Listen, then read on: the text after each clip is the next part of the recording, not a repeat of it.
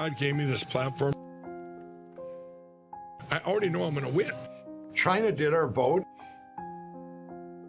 Biden and Harris would say, hey, we're here to protect the country, and resign. Mike Lindell's a conspiracy. But you haven't. Just forget about the evidence. This was attacked. This weekend, Mike Pillow, CEO of MyPillow, Mike Lindell, was at CPAC. And look, I talked about how earlier he had mixed it up with a reporter from, I believe it was CBS News. This time, he was again on video, mixing it up with a reporter from Vice. Let's take a look at that insanity. You journalists are the biggest rottenness. You ask about some. Why don't you ask about Dominion? You want to talk about Dominion and Smartmatic? Why don't you guys go after them? Why do you about Dominion? They're the biggest crime families. Dominion, Smartmatic, ES&S, Hart, Diebold. They used China, attacked our country, took your country you say you're part of, and you don't give a dang about it. I care, of course I care. No, you don't. Then why don't you kill? Then really, then why are you attacking me instead of Dominion? How have I attacked you? I've asked you questions. Ask me something about some Q. You know, like, don't you have bigger things in the news? No, you're asking me questions about Q. Yeah, and what about it? What about it? But I love this, right? So, don't you have anything else to report on? Yeah, but I'm here at CPAC, and you're literally out there spreading election propaganda. And so, yes, I would like to ask you questions about the thing that you were talking about, that you are on a crusade about. Yes, sure. And so, and maybe your connections to QAnon. But I loved it, right? And so, look, the reaction here, oh, the Chinese, the Iranians, the Pomeranians, they use the voting machines. You don't even care. You don't even care. Okay, well, look, if I were the reporter, I know. If I were the reporter, I would ask, okay, well, look, if you're asking me about whether or not I care about my country getting attacked, all right, well, did you care when people attacked the Capitol on January 6th?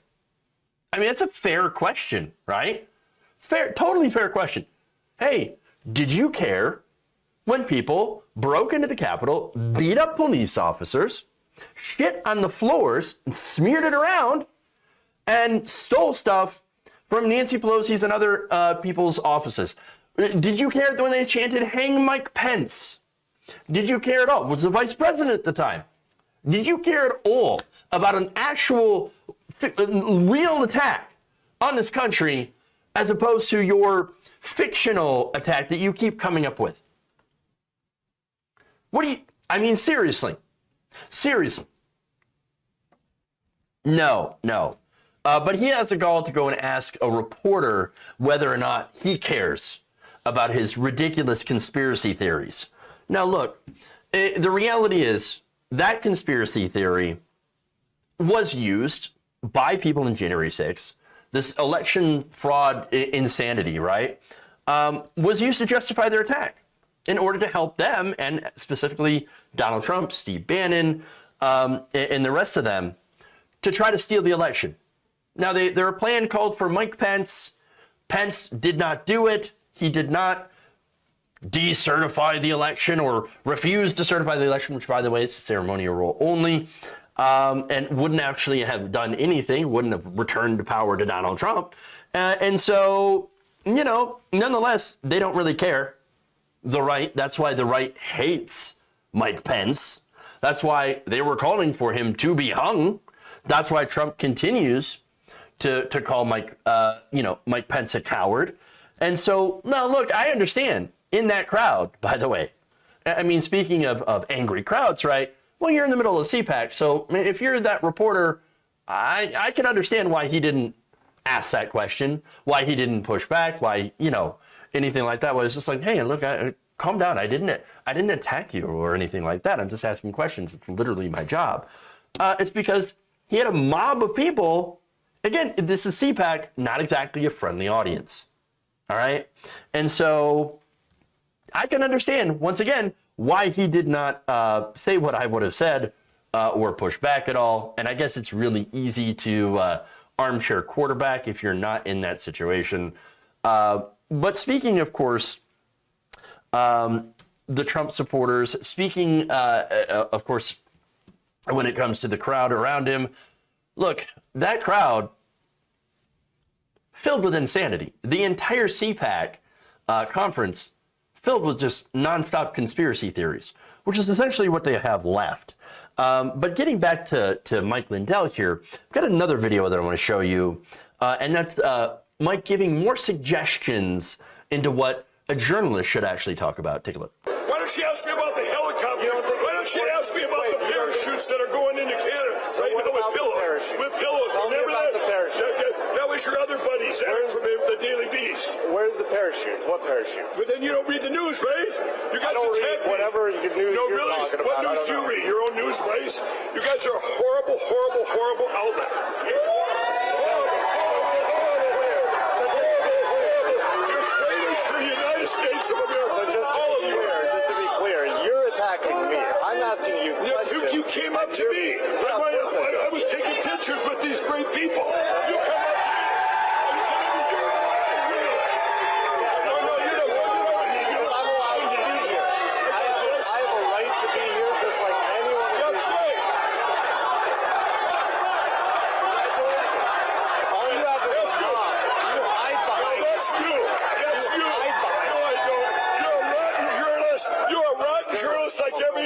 In this country that's a journalist now. Okay. Journalism has left our country. If you'd sit here, why don't you ask me about the evidence, like the president just said, in Georgia, 242 people, ballot harvested, felonies. It just came out. Why don't you talk about the decertification of Arizona? Wow. And look, the crowd, they just ate it up. This is what happens when Lindell is emboldened by fellow crazy people. Then he gets emboldened to sprout off his nonsense. And so I love, by the way, how this, what they asked, what Lindell had asked him about, like, oh, what did we talk about the pillows? So, okay, what do you want to talk about? What pillow drop? What pillow drop? Oh, you don't follow the news? Well, I report on the news. But I didn't hear about the pillows. You know why? Because it didn't actually happen. The pillow didn't happen. The pillow drop. Okay? Yes, that was this whole insane plan to airdrop Mike Pillow, pillows from a helicopter to the Canadian truckers. Now, there were several reasons that didn't happen. For one, they tried to drive them in. Well, they got stopped at the border. Why? Well, they didn't show proof of vaccination, and they didn't have a negative PCR test. That's the rules. To get into Canada, a sovereign country, you have to present one of those two things. So they got turned back. And so they got this harebrained idea of taking these pillows and dropping them from a freaking helicopter. Oh, okay. Yeah, fun. Except, of course, it's even harder, even more difficult to get a helicopter into the air and fly it over another sovereign country, without getting some pre-clearance, without getting cleared, without getting, consulting with the air traffic control, and of course, getting permission to come over the border. For these people, they're always complaining about border security. Border, we got to have a border. They don't seem to care too much about going over other people's borders. In this case, with a gigantic load of pillows, which then they were going to drop. But you remember, I would be remiss if I didn't mention the teeny tiny little parachutes that it was supposed to be on. Teeny tiny parachutes. Yeah, of course. But again, here's the thing. The whole idea of delivering pillows was a stunt. In my opinion, it definitely a stunt. All they had to do was, again, show one of two things: negative PCR. That's just getting tested for COVID. The very minimum that you can do. Okay? Now, of course, when they got turned back, that provided fuel for them to the fires of them being able to claim that they are victimized. Oh, I can't believe the Canadian government. Fascism! Oh, they wouldn't let me in. No, fascism, blah, blah, blah. It's the anger. So everything there is set up to make old Mikey look like a victim. No, you're attacking me. You're attacking me by asking questions about things that I've said. Yes. Well, why didn't you talk about this and this and that?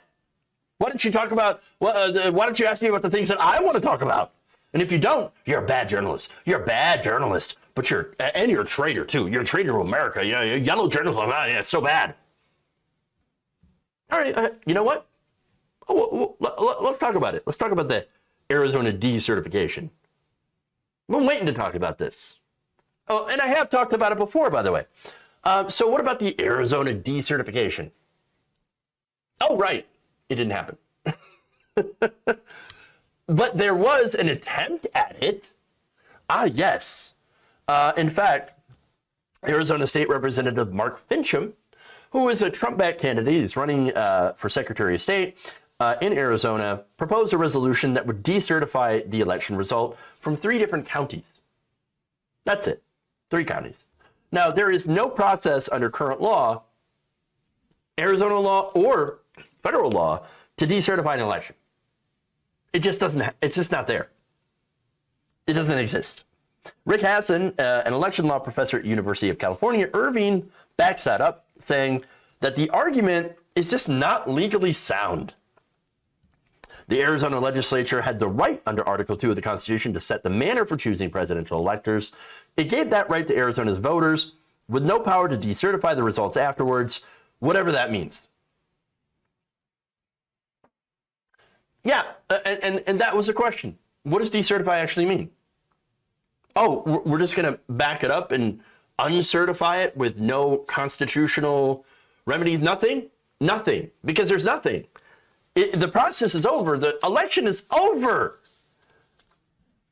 Okay, so he brings back ballot harvesting, right? So there's this whole thing, and the nefarious ballot harvesting. They're harvesting the ballots, and it sounds bad because harvesting is bad for some reason.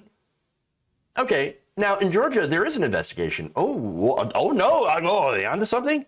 Well, there's a right-wing group called True the Vote that says, well, we need you to look into that ballot harvesting because we think that that people have improperly handled ballots. So they complain, and the state's like, all right, we'll look into it. Now, the group claims that it has footage of people collecting and delivering ballots, as well as an interview with an unnamed rando who claims that he was paid thousands of dollars to collect and submit ballots during the election. Yes, we're going to take rando guy at his word. Yes, of course. Yes. Now, according to a January 4th report from Just the News, a site that has previously shared misinformation about Georgia's 2020 election, the article notes that True the Vote does not allege the ballots delivered by couriers were fraudulent.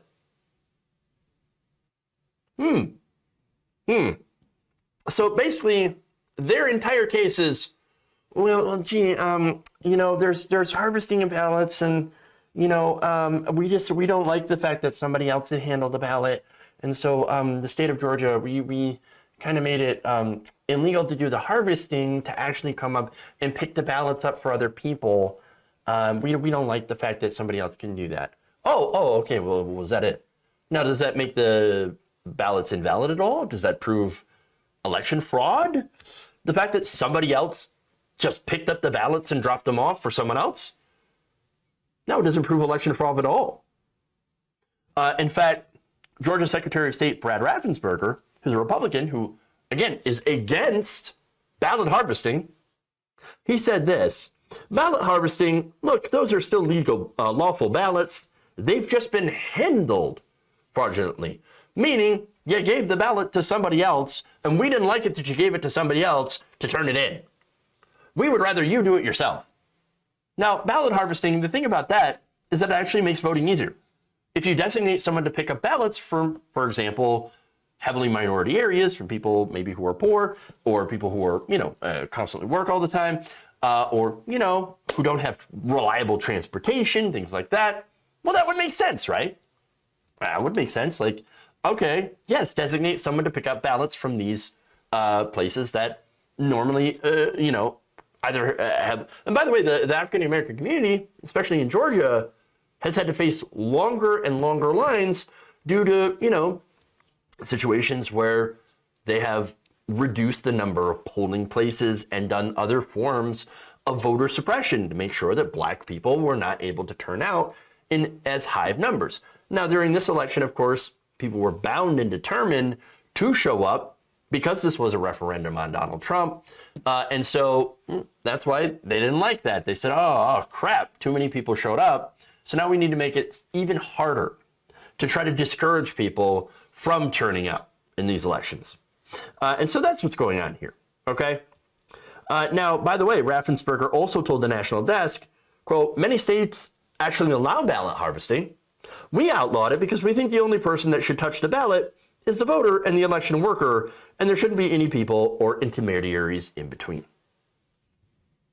It still counts. Ballot harvested still counts. And so they just don't like it.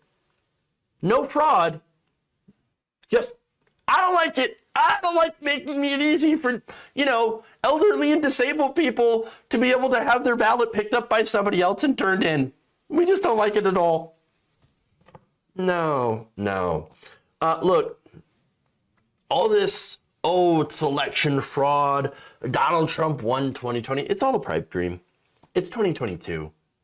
Like, let it go. Let it go, Mike. For God's sakes, let it go.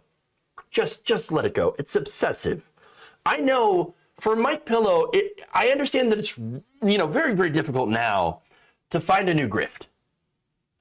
But you might want to start looking real quick because you're going to need a lot of money real fast after Dominion comes for you.